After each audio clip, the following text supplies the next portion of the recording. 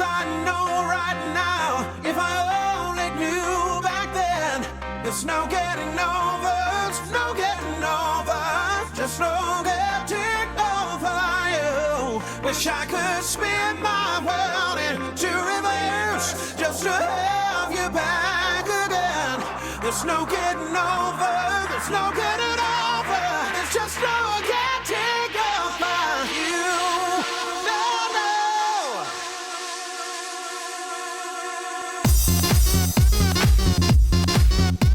Good morning. 46 minutes past the hour. It's your morning jolt here on Sirius XM OutQ. I'm Larry Flick.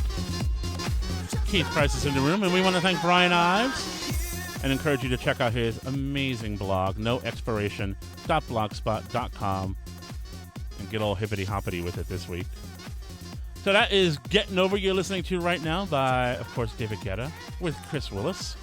And Chris is in the studio with us here. And he mentioned one name from my past, and all of a sudden I got all wistful and nostalgic. How are you, Chris? Sitting here going, they don't make them like they used to, Chris. I don't care about your new record because it ain't gonna be as good as that the good stuff from back then. No pressure here. Bring that shit up in my piece. You're gonna be good. So it's been a while. How have you been? I've been good. I've been really good. Well, it's really good to have you here. So you've been working hard. Been around the world and I. Exactly.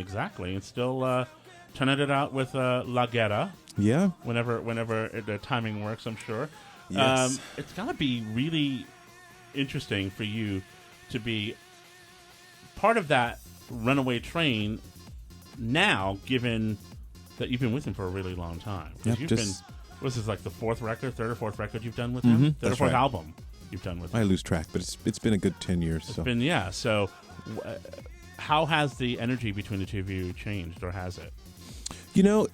In the beginning, there was a lot more. We had a lot more FaceTime with each other. There was a lot more one-on-one.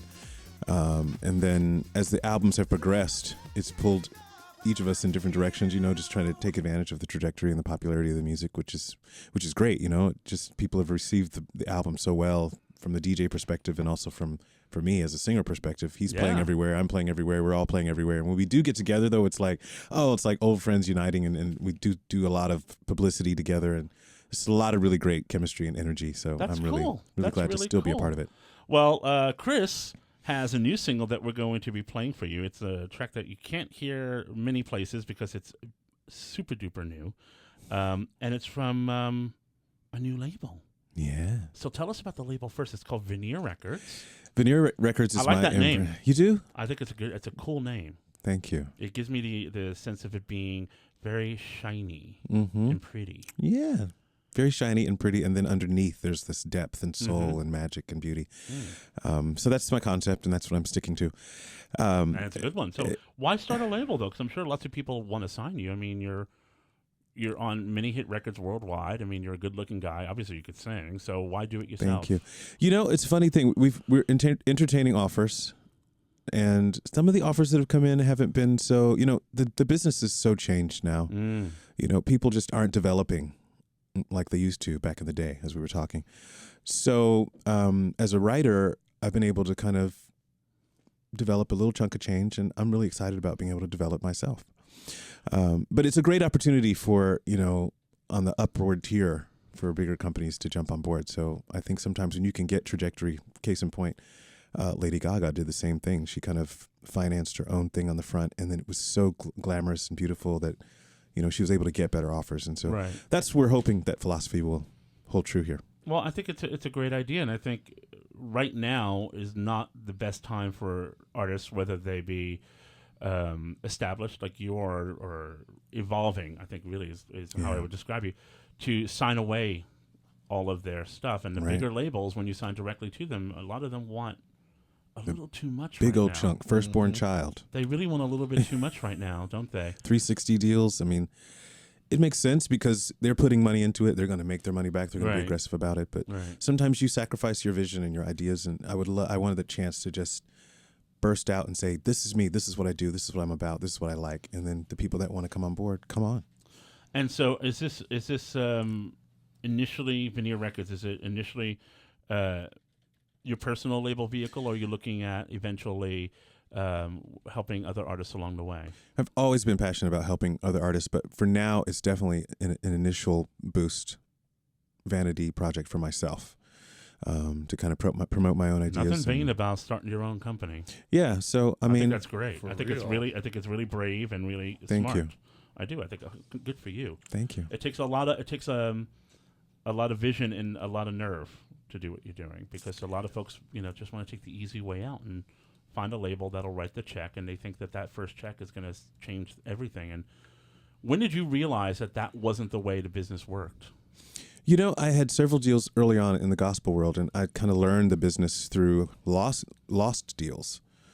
And it's at that moment that I decided, I'd love to really come at this another way. If I'm going to get an offer from a company, it better be a really, really stunning offer. And nothing really happened. No offers really came, but I thought, let me take the bull by the horns and really get into this business and really learn what's happening. And then, strangely enough, working with David, I've been able to watch him. And I've learned a lot from, the work that we've done together, and see how he's done with his imprint labels and the labels that have been embraced by EMI and Virgin over the course of it. So I've kind of had an inside scoop on everything. So I'm like just kind of practicing what I've learned. So it's interesting talking to Chris Willis here on the Morning Jolt. It's about 8 before the hour. It's interesting that you learn so much from business in the dance world, because I used to work in dance music full time.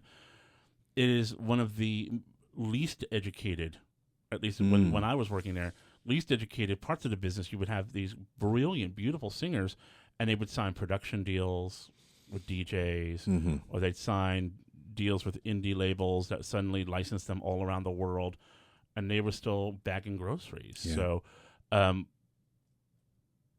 what did you learn from your time as a gospel singer that helped you avoid those traps when you started hanging out in clubs? Because it's all very dazzling, and there's a lot of double talk in the clubs.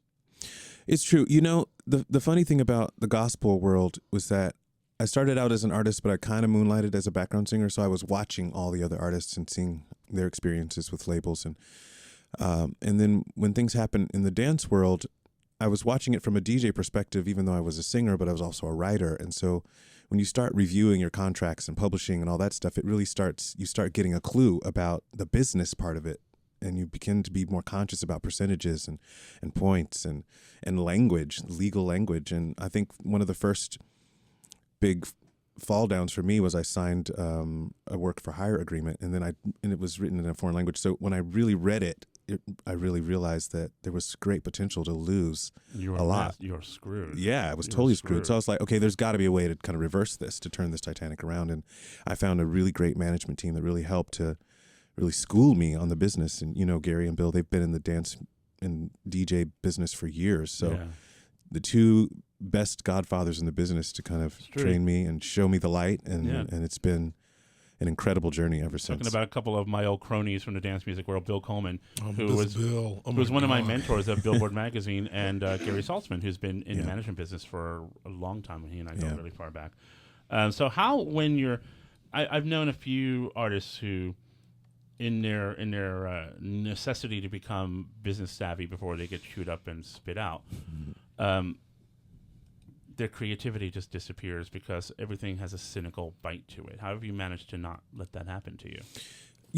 I'm very old school in that I remember the days when you were just the artist, and then there's this whole massive team around you. So I still have that in my brain, and I don't know, maybe it's a Piscean kind of duality that I carry around. I as much as I love the business and the details, and I'm very, OCD in a way at home in my personality, I love that, being free and being a character and being funny and just, being on stage it's such a rush, and that being burned in my brain, and the beauty of traveling all over the world and hearing people sing those songs and feeling that embrace from the audience just really fuels that creative fire. So as long as that creative fire is burning, it is just almost as powerful, if not more powerful, than being pragmatic about the business. And well, good for you. It just keeps growing.